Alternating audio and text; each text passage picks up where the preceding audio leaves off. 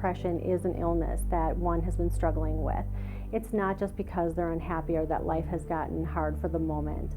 Depression is a medical illness that impacts many parts of the brain and body. I'm a clinical therapist here at Columbia St. Mary's, a part of Ascension. I run groups for adults who are suffering from depression and anxiety. I also do assessments, and I also do some individual and family work for the participants in the program. Depression includes symptoms of increased need for sleep or decreased need for sleep. It could be an increase of appetite or a decrease of appetite.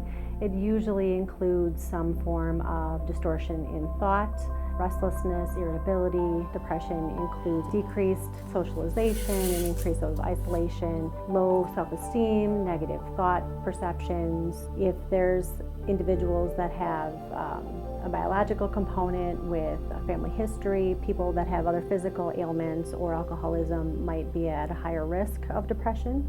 The intensive outpatient program that is run here at Columbia St. Mary's, part of Ascension, has a focus on groups.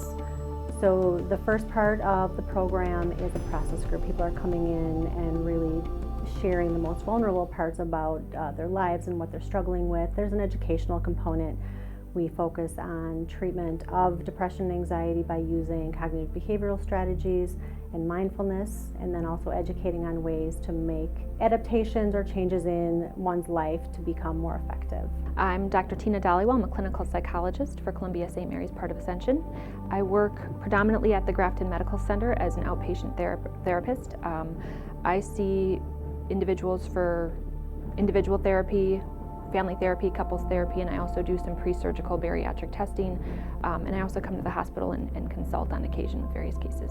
Today I'm here to talk about depression, specifically what happens to your brain and how to treat it. As Deanna mentioned, depression is a true disease. It's not just feeling sad or down momentarily. It affects your brain and your functioning. With all the symptoms that Deanna went over, it can have a dramatic effect not only on your brain but on your body. For instance, when you stop socializing, you stop returning phone calls, you stop eating right and exercising, engaging in physical activity, sleeping, there's going to be significant consequences. So in order for treatment to work, the patient has to want to get better. It's not something that myself, a psychologist, a therapist, or a medication can do on its own. You have to be comfortable with your therapist. You have to want to go see them, and you have to be willing to open up with them. Therapy can often be a catch-22 because you're supposed to go and talk to a complete stranger about things you don't want to talk about, right? And so you have to be comfortable with the person you're talking to.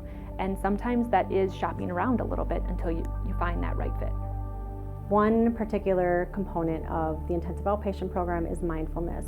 And what that is, in a nutshell, is just being very mindful and aware of every moment that you experience, just moment by moment, without really attaching to any thoughts that come in, that using the awareness to slow the brain's constant chatter. So in terms of mindful, do you have your mind full, or is it mindful of what it's experiencing?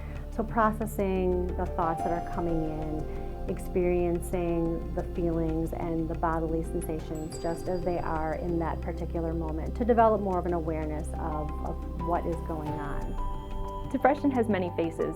Depending on the individual, they can have very different symptoms. So the same diagnosis can look very different on different people.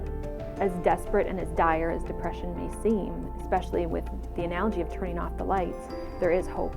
Depression can absolutely be treated. It just takes you wanting to get the help and making the efforts to go out and get that.